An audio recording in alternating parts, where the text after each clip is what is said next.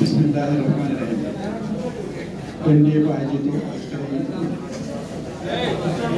জুলাই সমিতির আইনি ভিত্তিক প্রধান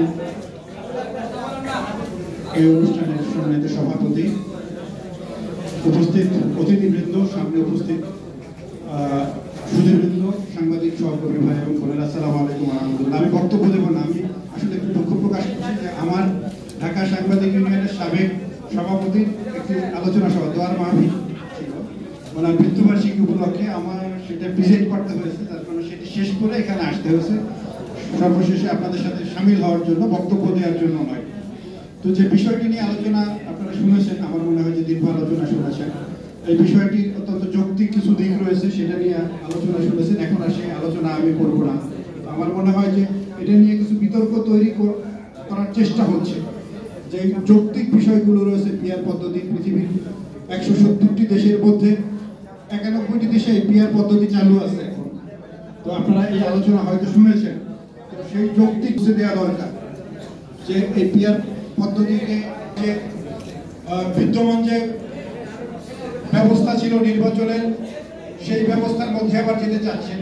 জুলাই বিপ্লবের মধ্য দিয়ে আমাদের যে একটি সুযোগ সৃষ্টি হয়েছিল বাংলাদেশের এই ঘুরে ধরা রাজনৈতিক ব্যবস্থা, পেশি শক্তির রাজনীতি, কালো টাকা রাজনীতির পরিবর্তে একটি সুষ্ঠু গণতান্ত্রিক ধারার রাজনীতি প্রতিষ্ঠা করবার যে ছিল, আজকে রাজনৈতিক দলগুলোর অনিচ্ছার সদিচ্ছার অভাবের কারণে আমার মনে হয় যে সেই সংশোধনগুলো, সেই গণতান্ত্রিক ধারা ফিরিয়ে আনবার যে চেষ্টা, সেই চেষ্টা ব্যাহত। আমি বলবো যে এইখানে যারা উপস্থিত রয়েছেন তারা যদি আওয়াজ তুলি, আমাদের নিজ নিজ জায়গা থেকে, আমাদের অবস্থান থেকে আমরা যদি ভূমিকা রাখার চেষ্টা করি যৌক্তিকভাবে, যে পিআর পদ্ধতি কেন প্রয়োজন, যে পিআর পদ্ধতিতে যে পৃথিবীতে যে বিভিন্ন দেশে রয়েছে প্রপোর্শনাল রিপ্রেজেন্টেশন, এটি দিয়ে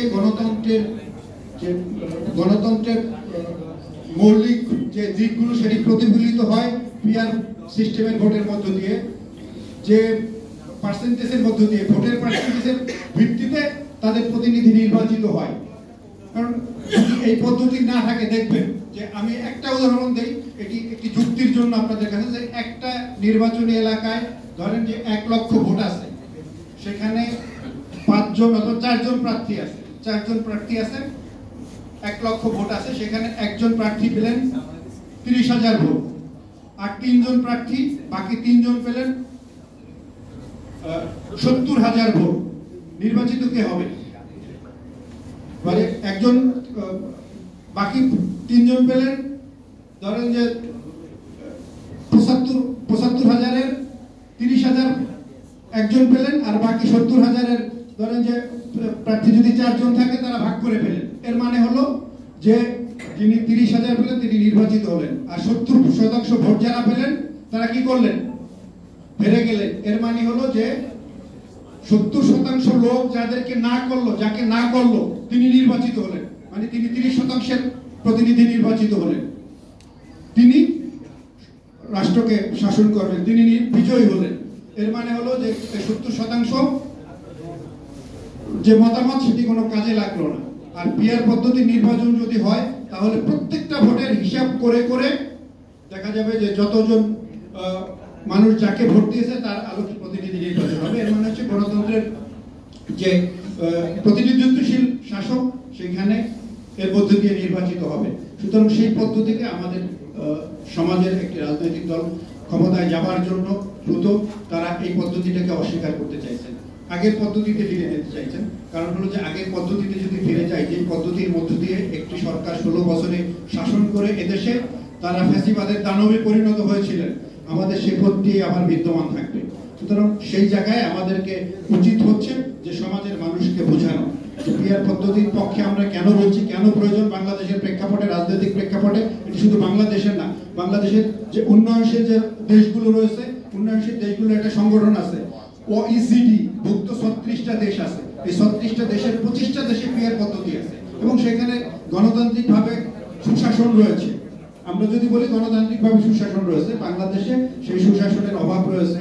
আমরা দেখেছি যে নির্বাচনের কথা বলে, নির্বাচনের গণতন্ত্রের কথা বলে, নির্বাচনের মধ্য দিয়ে বিজয়ী হয়ে স্বৈরাচারে পরিণত হয়েছে, ফ্যাসিবাদে পরিণত হয়েছে। সুতরাং আমাদের চেষ্টা করা উচিত যে নতুন বাংলাদেশ আমরা পেয়েছি, সেই বাংলাদেশ গঠন করবার জন্য, সংস্কার করবার জন্য, এই সুযোগকে কাজে লাগাবার জন্য আমাদের সোচ্চার হওয়া দরকার। আমরা যদি সোচ্চার হতে পারি তাহলে আমার মনে হয় যে বাংলাদেশে একটি গণতান্ত্রিক ধারা আবার চালু হতে পারে। আর যদি আমরা সেটা না করি তাহলে দেখা যায় যে আমাদের যে বিদ্যমান যে ধারা ছিল, অতীতের যে ফ্যাসিবাদে পরিণত হয়েছে শাসকরা, এদেশের মানুষের উপরে নির্যাতন নিষ্পেষণ হয়েছে, আয়নাঘর তৈরি হয়েছে, গণহত্যা হয়েছে, গুম হয়েছে, খুন হয়েছে, সে তারা আবারও ফিরে আসবে।